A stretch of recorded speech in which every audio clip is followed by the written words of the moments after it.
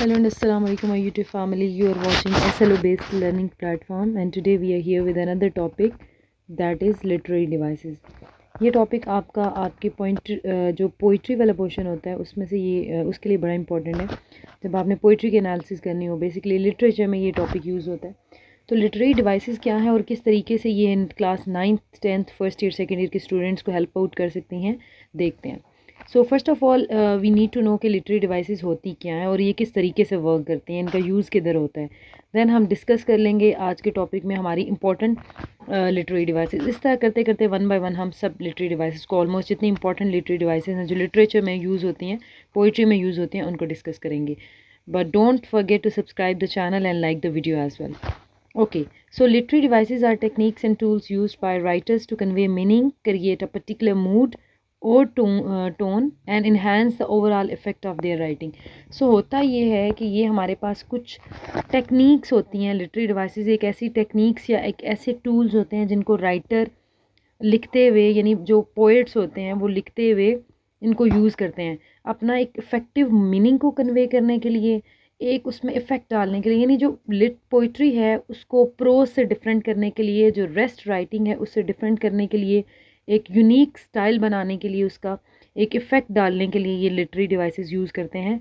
अब देखें ना ज़रा, अगर आप एक उर्दू में लिखी हुई या इंग्लिश में लिखी हुई एक अबारत आप उसको पढ़ रहे हैं और उसके बरक्स अगर आप एक पोइट्री कोई नज़्म पढ़ रहे हैं तो डिफरेंस आता है। जो नज़्म है हमारे पास या जो पोइट्री है वो हमें ज़्यादा अट्रैक्ट करती है, ज़्यादा फैसिनेट करती है, क्योंकि उसमें डिफरेंट आप कह लें टेक्निक्स यूज़ हुई होती हैं, लिटरेरी डिवाइसेस यूज़ हुई होती हैं जो उसको डिफरेंट बना देती हैं।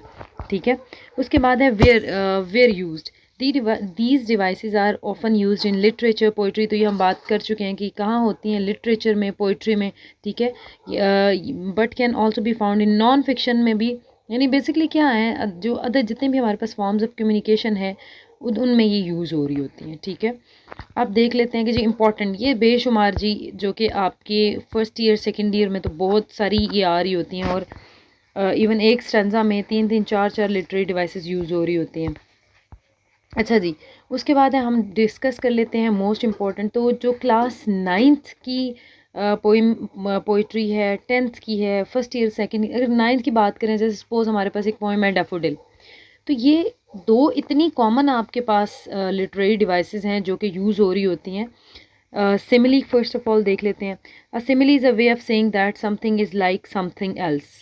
यानी हमने जब एक चीज़ को किसी दूसरी चीज़ से कंपेयर करना हो, कहना हो कि एक एंटिटी दूसरी एंटिटी की तरह है, तो हम क्या करते हैं, इस डिवाइस को यूज़ करते हैं, इस लिटरेरी डिवाइस को यूज़ करते हैं और इसमें हम यूज़ करते हैं लाइक एंड एज का।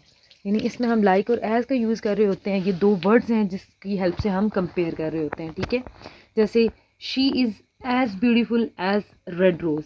अब देखें, एक पर्सन की, एक लेडी की ब्यूटी को कंपेयर किया है किससे, फ्लावर के साथ। ठीक है, और कौन सा वर्ड यूज़ किया है, लाइक और एज। तो ये आपके पास दिस इज़ सिमिली। उर्दू में इसको कहते हैं जी तशबी।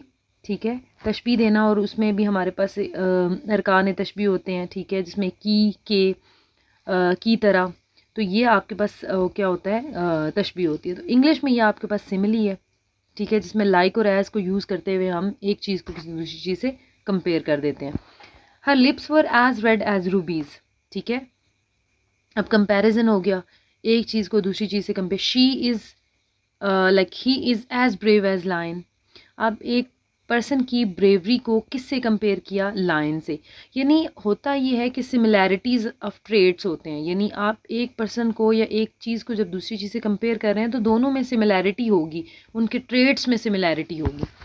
नेक्स्ट है जी हमारे पास मेटाफर। तो मेटाफर में भी हम क्या करते हैं, एक चीज़ को दूसरी चीज़ से कंपैरिजन करते हैं, लेकिन metaphor is a direct comparison, जबकि सिमिली क्या है, इनडायरेक्ट कंपैरिजन है।